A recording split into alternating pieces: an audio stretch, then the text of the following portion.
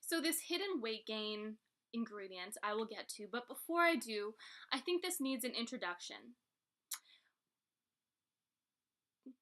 My aggravation within the nutrition industry has a little to do with nutrition and a lot more to do with politics. What I'm referring to is packaging on cereal boxes and juices and candy bars and low fat, low glycemic index, all of these things that are marketed to grab our attention and think we're doing ourselves a favor.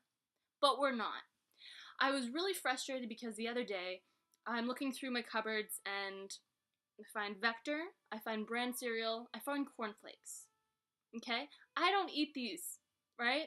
Do not eat these. But what I notice is that anytime anyone ever tries to eat these kinds of cereals, they end up having 3, 4 bowls maybe, and it's so addicting.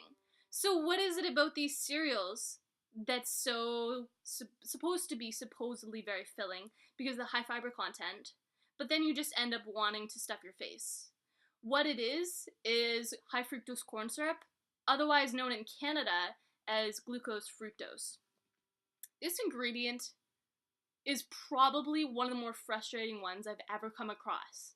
And it's because, for one, it's so well marketed, and it's so dang tasty. It has a higher percentage of fructose to sugar, or to glucose rather, which makes it particularly satisfying to the taste buds, and by that I mean addicting. It's found in juices, it's found in Nutri-Grain bars, it's found in probably about 3/4 of the cereals on the health food shelves and on the regular shelves. And my frustration with this is that you think you're doing yourself a good thing. You're buying a high fiber cereal. You're buying something that says it has flax seeds mixed in with, genetically modified corn. And then you end up having crap. You end up gaining weight. You have these cravings. And it's just totally frustrating to me. The thing about this ingredient in particular, so glucose-fructose, remember the name, is that it's found in almost everything. It's very hard to escape it, and you have to specifically look at the packaging in order to find this ingredient. It hides under several different guises. That's the main one that it hides under in Canada.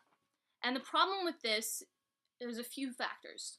One, it increases a process called lipogenesis, which means if you have this in moderation, it will increase your cholesterol levels, LDL cholesterol levels, and it will increase triglycerides.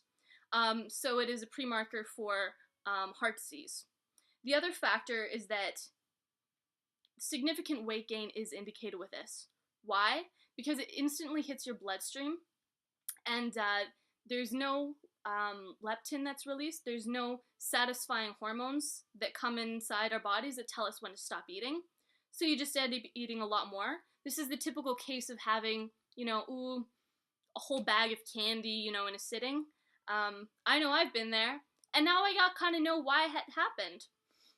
The other factor is liver damage as a result of raising fats and just being something that is too high sugar for the body to deal with. So sometimes even the adrenals will have to kick in and regulate the blood sugar, and you can get moody if you have these kinds of foods often and then you try to get off of them.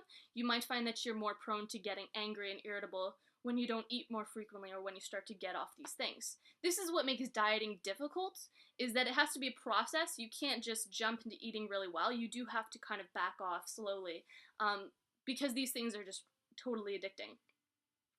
The other factor with having the high fructose corn syrup, glucose-fructose, is it promotes dysbiosis. Happens in the case of individuals who have different bowel conditions, but it punches holes within the junctions of the intestinal lining, so it can basically aggravate absorption of nutrients if you have these things excessively. Now, in moderation, there's been a few studies that have indicated that in moderation alone, this ingredient can severely damage health. So what do? How do we avoid it? My suggestion is anytime you go to buy juice or bars or just, anything in particular, look at the ingredient list and just see if there's glucose-fructose in it. If it is, just know that you're doing yourself a favor by supporting an addiction to a highly irritable, awful substance. That's my rant, and I hope that that was informative for you. If you have any questions about this ingredient and want to know a little bit more, let me know. Thanks, and visit my website, jillianwisborg.com. Thank you, nutritionist, herbalist, and iridologist out.